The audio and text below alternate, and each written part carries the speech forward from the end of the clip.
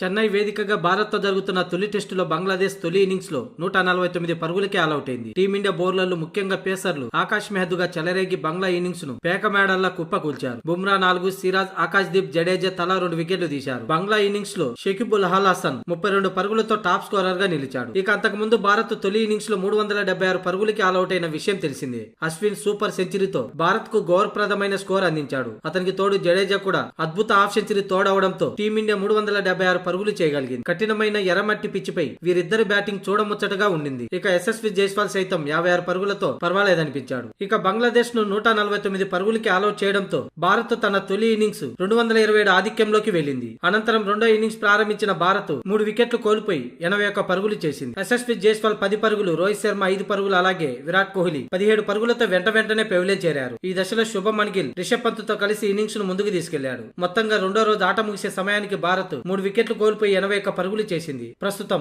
Team India 308 పరుగుల lead లో ఉంది. అంటే ఈ తొలి మ్యాచ్ లో భారత్ కు గెలిచే అవకాశాలు 100% ఉన్నాయనే చెప్పాలి. బంగ్లా ముందు 400 పరుగుల టార్గెట్ ఉంచినా సరే టీమిండియా గెలుపు ఖాయం.